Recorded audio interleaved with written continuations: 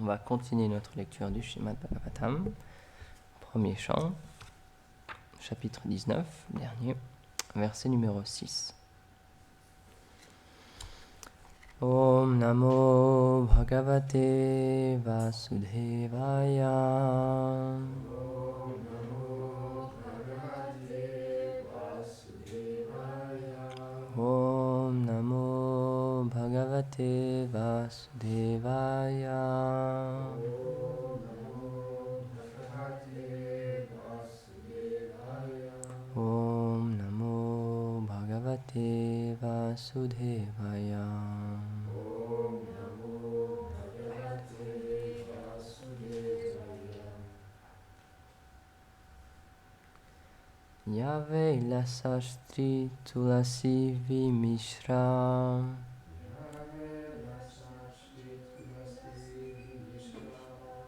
Krishna Griren Abhyadikam Bunitri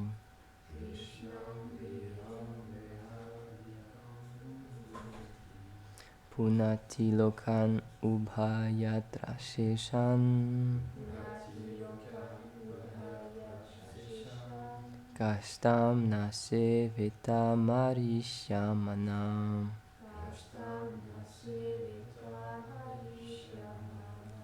Traduction. Parce qu'il transporte le pollen des pieds de lotus du Seigneur Krishna et la sainteté des feuilles de Tulasi sacrées qui restent toujours sur ses pieds, le saint Gange peut purifier les mondes, les planètes édéniques à la terre, des planètes édéniques à la terre avec leurs dirigeants. Qui, sur le point de mourir, ne chercherait-il pas refuge en lui? Commentaire. Selon Srila Vishwanath Chakravarti Thakur, le Gange est décrit dans ce verset. Ces eaux ont été touchées par les pieds du Seigneur et sont donc les plus excellentes. Elles ont le pouvoir de purifier les trois mondes et leurs dirigeants, intérieurement et extérieurement. Om Gyanati Mirandasya Gyanam Jalam Shalakaya Chakshurun Militamina Tasmai Shri Gurave Namaha. Jaya Shri Krishna Chaitanya Prabhu Nityananda Shri Advaita Gadadhar Shivasadi Gaura Bhakta Vrinda. Hare Krishna Krishna Krishna Hare Hare Hare Rama Rama Rama Hare Hare. Namam Vishnu Padaya Krishna Prishtaya Bhutale Srimate Bhaktivedanta Swamini Namine. Namaste Saraswati Deve Gauravani Pracharine Nirvishesha Shunyavadi Paschatya Deshatarine. Donc, comme on a lu hier, le roi Parikshit, il s'apprête à quitter son corps, et donc à accueillir la mort, et du coup, il va prendre refuge du Gange. Donc, c'est expliqué dans le verset d'après, qu'il s'est assis sur la rive du Gange. Parce que le Gange, c'est comme un lieu saint, c'est une entité sainte, et donc, puisque son but, c'était, vu qu'il lui restait peu de temps à vivre, c'était de utiliser son temps de la manière la plus efficiente possible, de la meilleure manière, il a choisi de rester près d'un lieu saint. Et donc, les Six Goswamis, Rupa Goswami, ils expliquent que c'est une des choses favorables dans le service de dévotion qui est conseillé de faire, c'est de vivre dans un lieu saint, ou près d'un lieu saint. Et ils expliquent aussi que si c'est pas possible de le faire physiquement, si on peut pas habiter physiquement dans un endroit saint, pour quelconque raison, on peut y résider mentalement et ça aura le même bénéfice. Donc ça nous montre bien que le plus important, c'est vraiment l'état d'esprit, la conscience avec laquelle on fait les choses. Et pas physiquement, ou ce qui peut sembler paraître d'un point de vue plus externe ou physique. Et dans ce monde, malheureusement, on est très porté sur les choses externes et sur l'apparence. Et tout dans notre société est régi par cet aspect-là on voit les choses avec nos yeux et on les juge sur ce point-là. Et du coup, ça amène beaucoup de problèmes et beaucoup de quiproquos. Par exemple, maintenant, en Occident et spécialement en France, je crois que c'est inscrit dans la loi. Si quelqu'un, lorsqu'il fait une publicité, il retouche une image, il est obligé de marquer que c'est une image qui a été retouchée. Par exemple, quand on voit des posters avec des affiches pour des parfums, des choses comme ça, où on voit des modèles, c'est marqué en bas sur l'affiche photo retouchée. Parce que c'est obligé en fait de le marquer. Parce que sinon, ça porte à confusion et on peut penser que c'est la réalité. Et ça, c'est considéré comme un délit. Parce que ça a déjà amené beaucoup de problèmes dans le passé. Et récemment, j'ai regardé quelqu'un sur internet, il expliquait, c'était un voyageur, un blogueur qui voyageait, et il expliquait qu'il avait choisi une destination pour ses voyages et ses vidéos. Je crois que c'était en Grèce, ou c'était pas très loin, parce qu'il avait vu d'autres vidéos et d'autres personnes qui étaient alliées et qui avaient posté des super photos, des super vidéos, et il s'est filmé là-bas, et une fois qu'il est arrivé sur place, ça avait rien à voir avec les photos qu'il avait vues. La mer, elle était toute grise en fait, il n'y avait pas de sable fin, il n'y avait pas d'arbres en fait, ça avait été rajouté sur Photoshop, etc. Et ça n'avait rien à voir avec ce qu'il avait vu. Et donc il était un peu en colère et il parlait de ça. Et malheureusement, ce monde-là, il n'y a que ça en fait. Tout le monde joue sur les apparences pour tricher et pour obtenir quelque chose pour soi. Et comme avait expliqué Soudam, ça a été un peu prophétisé cette chose-là, avec le divertissement avec Indra, donc le roi des cieux, qui a commencé cet acte de tricherie en se déguisant dans quelque chose qui n'était pas, en se déguisant en une personne sainte, justement, pour commettre des activités, justement, négatives. Et c'est expliqué que puisqu'il a fait ça, et puisque c'est le roi des cieux, c'est une personne très importante, dans l'âge de Kali, tout le monde suivra son exemple et tout le monde prendra une apparence ou trichera sur son apparence pour obtenir ce qu'il désire. Donc cet âge-là, malheureusement, c'est beaucoup basé sur cette chose-là. Donc dans la science spirituelle, on nous enseigne qu'il ne faut vraiment pas s'arrêter au paraître et il ne faut pas juger les choses sur leurs apparences externes puisque ça peut cacher des choses bien supérieures à l'intérieur. Par exemple, donc il est question du Gange dans ce texte-là. Et si maintenant, de nos jours, on va sur les berges du Gange en Inde, c'est très possible qu'on voit beaucoup de pollution. Avec le Gange, c'est pas une eau claire, pure. On se dit, ah, c'est un lieu saint, donc c'est tout joli, c'est tout parfait. C'est vrai qu'extérieurement, matériellement, ça a l'air très sale, ça peut avoir l'air très dégradé, mais ça n'enlève en rien la puissance incroyable que possède le Gange, puisqu'elle a été touchée par les pieds par les au-dessus du Seigneur, et que c'est une entité qui est très chère au cœur du Seigneur, ça reste extrêmement puissant. Donc si quelqu'un va au Gange avec cette foi-là, avec pas simplement une vision externe, mais avec une foi spirituelle, il peut en retirer un très très grand bénéfice. Et donc c'est pour ça que même maintenant de nos jours, beaucoup de personnes vivent dans des lieux saints, même si ces lieux saints, ils sont pas si propres que ça, ou pas si attirants ou zen que ça. Par exemple, si maintenant, donc nous dans notre tradition, on est très attaché à Vrindavan et à certaines villes en Inde, et si maintenant, de nos jours, on va à Vrindavan, c'est pas le paradis idyllique qu'on pense quand on dit un lieu saint.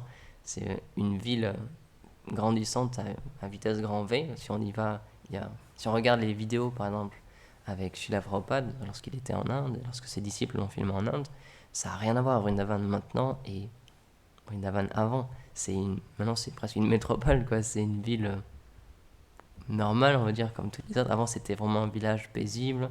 Ça avait vraiment on peut dire extérieurement, ça avait une atmosphère spéciale. On se disait, ah ouais, c'est un lieu préservé, un peu à l'écart, c'est magique, etc. Maintenant, c'est plein de voitures partout, des taxis partout, il y a du bruit tout le temps, la musique à fond. Extérieurement, ça peut sembler un peu déroutant, quoi. C'est très très sale par certains endroits. Récemment, avec Rasamani, on regardait un dévot qui se filme lorsqu'il fait des parikrams, lorsqu'il fait le tour des lieux saints. Et donc, il était pas très loin du palais de Vrishabhanu Maharaj, donc le village où Radharani résidait. Et donc, de nos jours, c'est intéressant. Donc, c'est quand même plus préservé que Vrindavan maintenant. Mais c'est quand même, on peut dire, c'est presque délabré, quoi. Il y a sur le sol, donc les pavés, ils sont tout cassés. Il y a des herbes qui grimpent partout. Il y a des vieux grillages en métal rouillés et tout ça. Extérieurement, c'est pas attirant, c'est pas forcément très joli, mais pourtant, lorsqu'on a une vision au-delà du monde matériel, beaucoup de personnes trouvent énormément de plaisir à aller dans ces lieux-là parce qu'ils en retirent une substance spirituelle très spéciale. Donc, encore une fois, c'est très difficile parfois de comprendre ces choses-là, mais ça peut aussi agir comme une barrière, en fait, pour naturellement choisir qui peut apprécier ces lieux-là et qui peut juste passer à côté complètement. Par exemple, lorsque le Seigneur lui-même vient dans ce monde, c'est pas tout le monde qui peut comprendre que c'est le Seigneur lui-même. Il l'explique dans la Bhagavad Gita, Arjuna, il se cache aux yeux des personnes qui sont contraires à lui, qui sont adverses à lui. Ceux qui ne veulent pas le voir ou qui ont de l'envie envers le Seigneur, et ben même si le Seigneur est présent devant eux, ils se cachent en fait d'eux. Et ils voient une personne, donc ils voient Krishna, un prince, mais ils ne comprennent pas, ils ne voient pas le Seigneur suprême. Et donc c'est quelque chose que j'avais déjà raconté, lorsque Duryodhana il a voulu capturer le Seigneur suprême, il était vraiment dans cet état d'esprit où il ne voyait pas Dieu, il voyait juste un homme, un prince comme les autres. Et donc il s'est dit, je vais le capturer. Mais c'est impossible parce que c'est le Seigneur suprême. Et donc quand il a essayé de le capturer, Krishna il a joué un tour évidemment, il a manifesté sa forme universelle, donc avec des milliers de bras, des milliers de têtes, des milliers de bouches. Et donc là il savait plus quel bras ou quelle tête attraper avec sa corde. Et un peu plus tard, il a montré aussi cette forme à Arjuna, comme on l'explique. Mais Arjuna, lui, justement, en voyant cette forme-là, il a pris peur aussi, parce qu'il a une autre vision du Seigneur d'habitude. Donc c'est ça qui est intéressant, c'est que le Seigneur, il se montre de différentes manières à différentes personnes. Et puisque Arjuna, c'était un dévot qui avait une relation intime avec lui, une relation d'amitié très forte, une relation d'amour, alors Arjuna le voyait comme ça, il le voyait comme son ami, ou comme une personne avec qui il était très proche et avec qui il avait une forte relation. Et donc nous, c'est notre but aussi dans notre philosophie, c'est ce qu'on tend à atteindre, c'est avoir une vision du Seigneur et avoir une relation avec le Seigneur plus dans des sentiments de douceur. Donc il y a différentes relations qui sont possibles avec le Seigneur. Tout est expliqué dans les textes védiques. C'est expliqué de quelle manière le Seigneur se manifeste et comment on peut interagir avec lui. Et donc nous, ce qui nous intéresse, ce qui a touché notre cœur, c'est cet aspect-là, l'aspect plus personnel. Les autres aspects sont toujours valables, et pour certaines personnes, ils sont plus intéressants, plus attirants. Donc on respecte ces choses-là, mais nous, c'est cet aspect-là qui nous intéresse. Mais le Seigneur, il aime beaucoup jouer avec ses apparences, justement.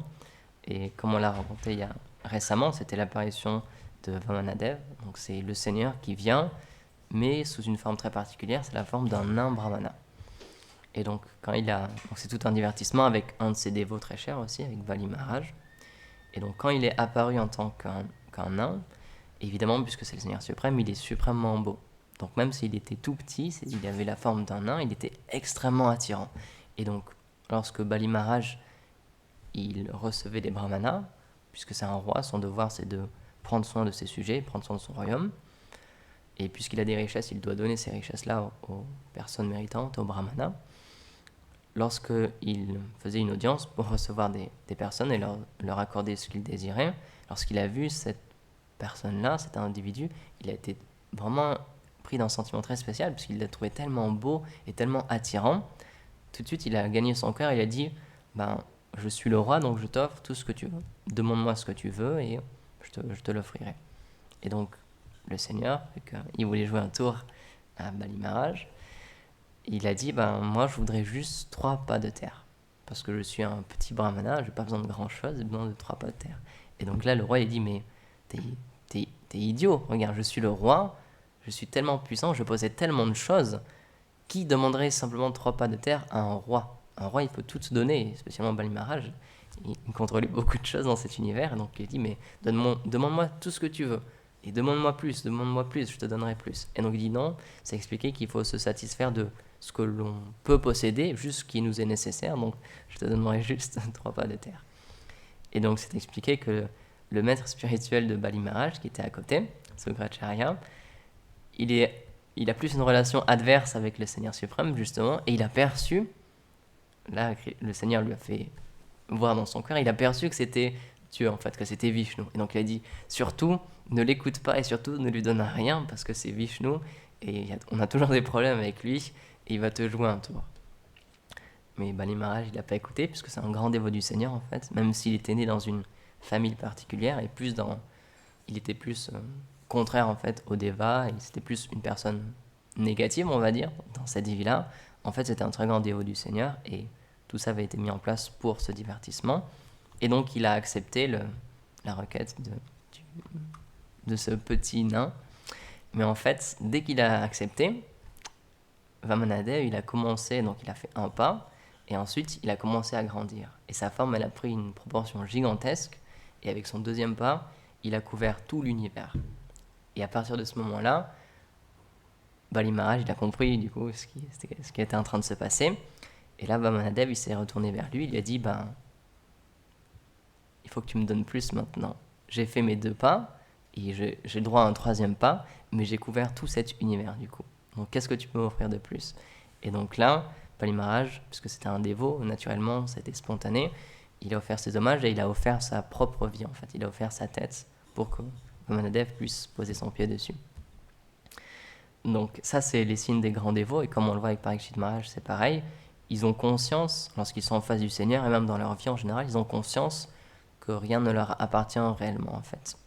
La seule chose qui leur appartient et qu'ils peuvent donner au Seigneur, c'est leur propre vie. Donc Parikshit Maharaj, c'était de la même manière. Dès qu'il a su qu'il allait mourir, comme on l'expliquait hier, comme l'expliquera Saïla, tout de suite, il a renoncé à tout. Il a compris, tout ce que j'ai eu dans cette vie, c'est pas grave, ça m'appartient pas, ça sert à rien que je me batte pour ça sert à rien que j'essaie de le garder ou d'en profiter plus, c'est déjà parti, c'est le Seigneur qui gère ces choses-là, ça m'appartient plus, donc maintenant je vais juste me concentrer sur ma destination future, sur ma prochaine vie.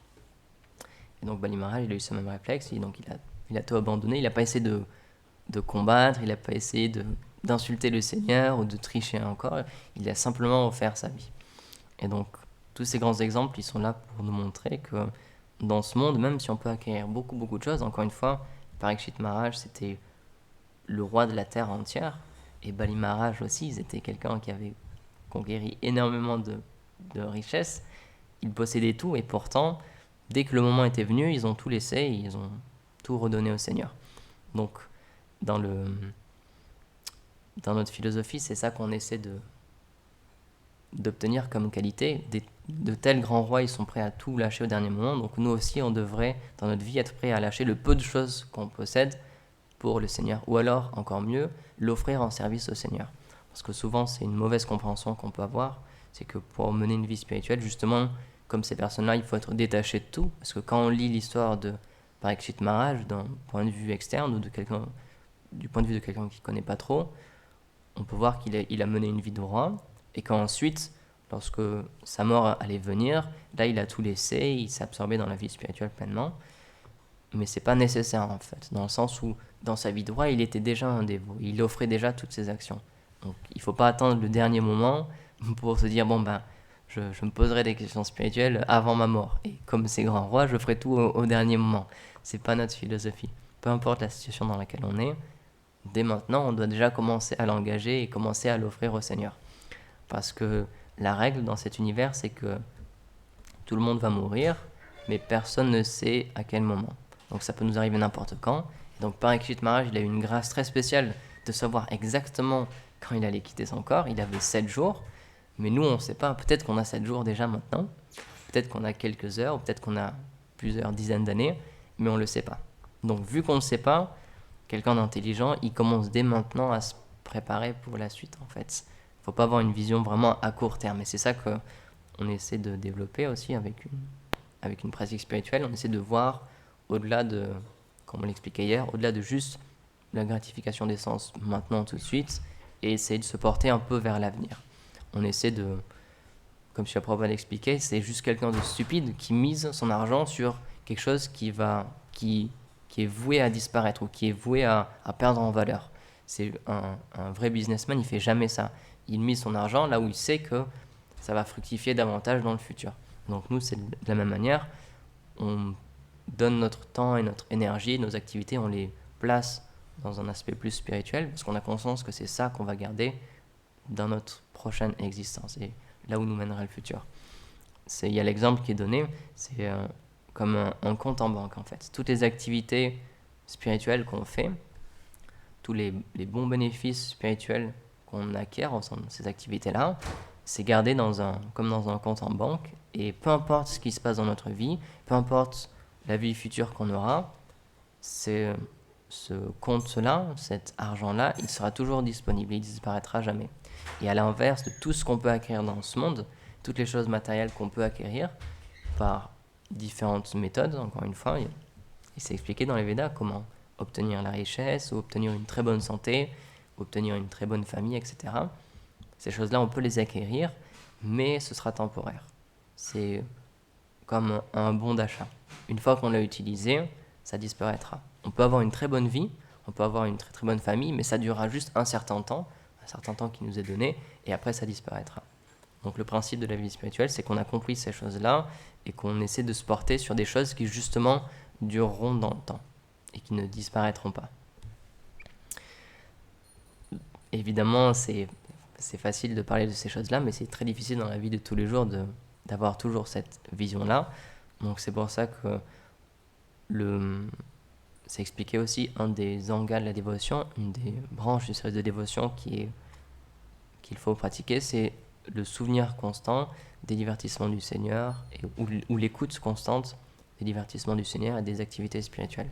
Parce que de cette manière-là, constamment, notre esprit, notre mental, il sera toujours ramené à penser à ces histoires-là et à ces choses-là. Et encore une fois, pourquoi tous ces enseignements nous sont donnés sous la forme d'histoire? Parce que c'est extrêmement facile de s'en rappeler. C'est plus facile de lire une histoire que de lire un texte philosophique où c'est juste des vérités qui sont énoncées à la suite, comme des règles mathématiques. C'est beaucoup plus facile de se souvenir d'histoires.